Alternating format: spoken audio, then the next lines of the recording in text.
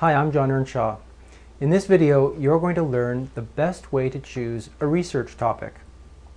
Now, you probably already know that choosing a good topic is very important because if you get a bad topic, it can slow things right down and cause all kinds of headaches.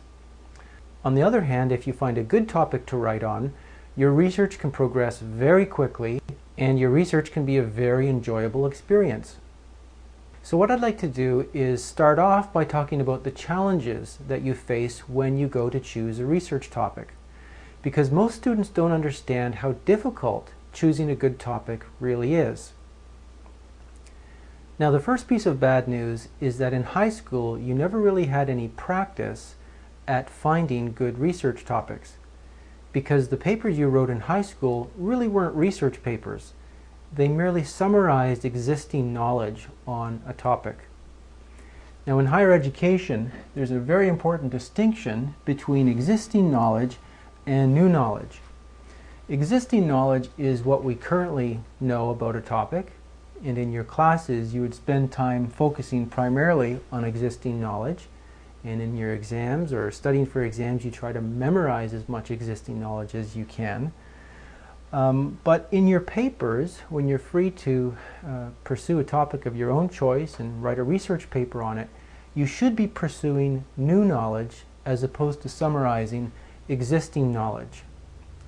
And a good analogy that illustrates this is the analogy of the jigsaw puzzle. With a jigsaw puzzle, you have gaps. As you can see, there are 2 gaps in this puzzle. And then you have the picture that's beginning to take shape. And as you work on the puzzle, you're supposed to focus on the gaps because it's filling in the gaps that is really what your goal is. And in the same way, in research, your goal is to fill in the gaps in our knowledge on the topic that you happen to be interested in. And that's why finding a research topic is really finding a gap in knowledge that you can focus on and try to fill in. The second piece of bad news is that finding a knowledge gap is really quite hard. Finding the gaps in a puzzle is easy. You just look at the puzzle and the gaps jump out at you. But finding the gaps in our knowledge of a topic is hard because you have to do a lot of reading with a critical eye. That's the only way you're going to be able to tell where the authors fell short in some way, not interpreting the evidence correctly or not digging deep enough or whatever the shortcoming is. You have to do a lot of work just to find a research topic. So it's not like in high school where you don't know anything about a topic, but you choose the topic anyway and then begin to learn about it. When you're doing research, you have to know a great deal about the topic area before you can spot the gaps in that topic. And that's why it's very hard. The third piece of bad news is that you don't have time to do this. During the semester, you have 3 months or less in which to find your topic, do the research, write your paper, format the citations and all of that. But it's going to take 3 months just to find a topic if you do it properly, if you do all of that reading to find a gap in knowledge. But you just don't have time. So what you're doing when you don't do all of this reading, but you do make a topic selection, is you're working blind. It's like covering your eyes, walking up to a jigsaw puzzle, and putting your finger down somewhere, and then opening your eyes to see where your finger landed. You don't know where it's going to land. It could land on one of the pieces that's already in place, in which case you're kind of like the high school student who's just doing a summary of a topic, and the paper is really not a research paper, it's just a paper that summarizes existing knowledge. Or you may choose a topic that is a gap in knowledge, but there may not be enough evidence for anyone, you or a professional scholar for that matter, to come up with the answer to your question.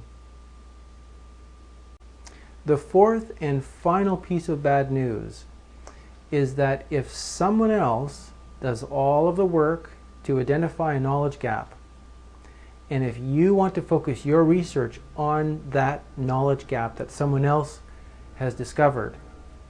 Unfortunately, that gap may close very quickly because the person who discovered it is usually the person who takes the first crack at trying to fill the gap, trying to answer the research question. And if they're successful, then there's nothing left for you to do, at least on that exact research topic.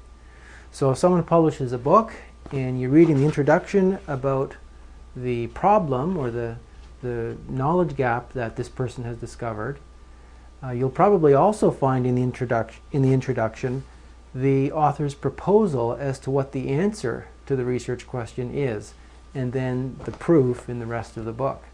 So if the person is successful, then the knowledge gap opened, but immediately it closed, and there's no opportunity for you to do research on that same topic. Well, I think it's about time that we had some good news after all of this bad news. And the good news is that there is something that keeps knowledge gaps open. And that something is disagreement. If you have a scholar who publishes something and hopes that everyone's going to accept his or her conclusions, but not everybody does, then you can have a disagreement arise when someone publishes a different view, a different answer to the same research question. So what happens in those situations is that the disagreement keeps the knowledge gap open, keeps the issue a live issue, one that is worth discussing, and that means that you, as an undergraduate student or as a graduate student who has to write a term paper, in a very short period of time, can capitalize on these situations where you have someone else who discovered the knowledge gap, who did all of that work and all of that reading to find a knowledge gap, but because of the disagreement, the knowledge gap has not closed yet, which means that it's an ideal issue for you to focus your paper on. So disagreements keep knowledge gaps open, and therefore the best way for you to find research topics, if you only have 3 months or less in which to write your paper, is to find a disagreement. The best way to find research topics is to find disagreements. Now in the next lesson we're going to be talking about sources, finding sources, but it's going to be very closely tied to what we've talked about in this video, because where do you find disagreements? You find them in sources.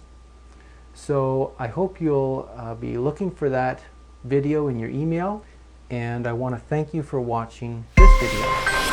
Take care.